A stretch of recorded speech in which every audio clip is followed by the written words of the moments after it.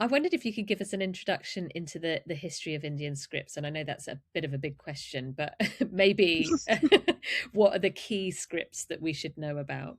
I can try. Uh, so the Constitution of India uh, lists out all the official languages that the state recognizes. And that list is, I think, about 22 languages at the moment. And I think 12 or 13 scripts are needed to write those 22 languages.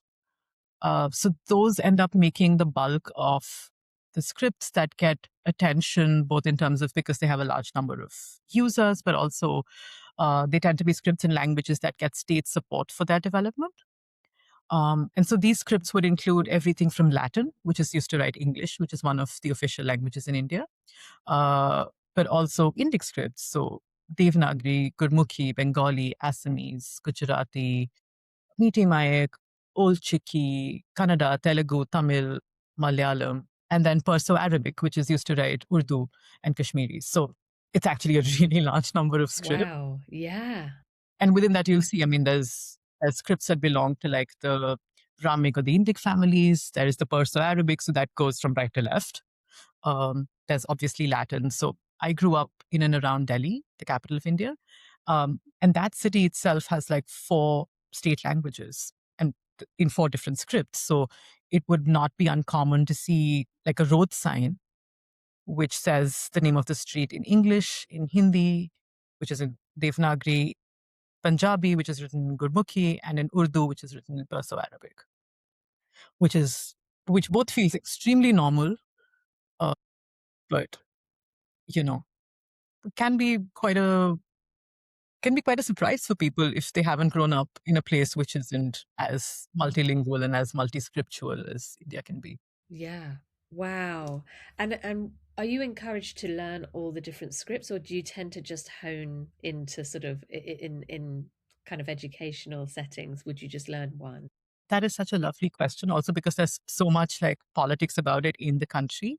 Um, if parents tend to have resources, they tend to send their kids to a school that teaches them English, simply because it gives their kids mobility. Um, so, I went to a school where the first language was English. The second language that I learned was Hindi, which was which is the Indian language that both my parents speak and I speak as well. Um, and then technically, you're supposed to learn a third language from the country. And that's where it gets really messy, uh, because the choice of that third language becomes a political question. And like, I, for instance, am really disappointed that my school chose to teach me Sanskrit as my third language. Great. I mean, nothing wrong with the language and all of that. I would have really loved to learn a third language, which was a currently spoken local language in the country, Yeah. which like wasn't offered to me. So I mean, we're supposed to learn three languages in school. And it really varies from state to state. I think because so many people in the country speak Hindi and there's a lot of imposition of that language across the board, I think you end up being at a great disadvantage if you're a Hindi speaker, because chances are you don't end up learning a third language because you can make do in a lot of situations if you know Hindi. So I can speak some Punjabi and I can read it, and I took lessons as an adult to kind of get better at it, but I don't speak any of the languages spoken in the southern part of the country, for instance. I can read a little bit of Kannada because I lived in Kannada speaking Bangalore for a few years, but it's been close to a decade since that happened, and I've mostly lost my ability to read it. I can understand a bit of Gujarati and a bit of Bengali, and I can read a bit of both of those scripts. But I would say there are people who easily speak three or four languages, which is just brilliant. And getting into the kind of technical side of these scripts, I'm assuming, I don't know that I should assume, uh, are they, do they have a similar look, or are they all very, very different? Like, are we looking at different, completely different characters and symbols? So there might be some of these scripts that look a little like the other one, but so like Kannada and Telugu look quite similar, not identical by any means, but quite similar. Um, Bengali, Gurmukhi, And Devanagari all have a headline. Right. Uh, so the letters hang from that headline. So as a result, they can feel similar. Uh, Gujarati doesn't have a headline, but does function in the same way as these scripts. So there are uh, like the essence of some shapes between Gujarati and Devanagari are quite similar. Hmm. The same can be true of Gurmukhi and the other two scripts as well, but I mean, you can't assume that if you know the Hindi alphabet, the Devanagari alphabet, you'll just see Gurmukhi text and it'll make sense to you. It's a little bit like Cyrillic in Latin, right? Like what is a lowercase n in Latin is not the same sound in Cyrillic. It just kind of looks similar. Got you. Yeah. So you do have letters which can seem similar. You're thinking, oh, this must be this letter for the sound P, but it's actually the letter for the sound S. Like they just have somewhat similar shapes. So no, they don't look alike enough to be terribly helpful, I guess, if you try. Yeah.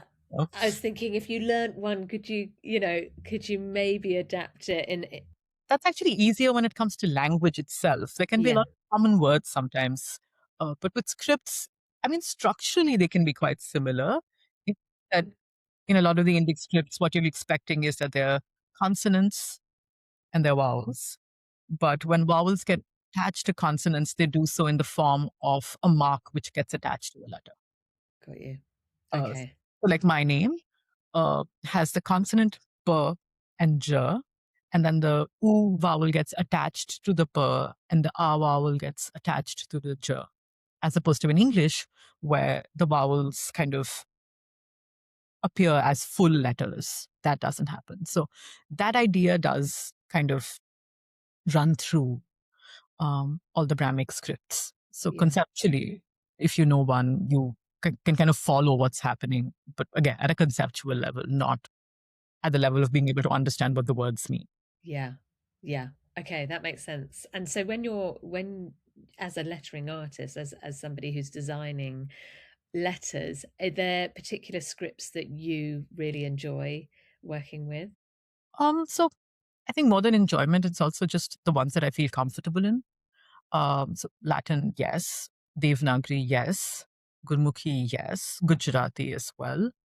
Um, I mean, these are the scripts that I would design a typeface in and not feel completely out of my depth. Yeah. Um, for some of the other scripts, I feel comfortable enough to do bits of lettering.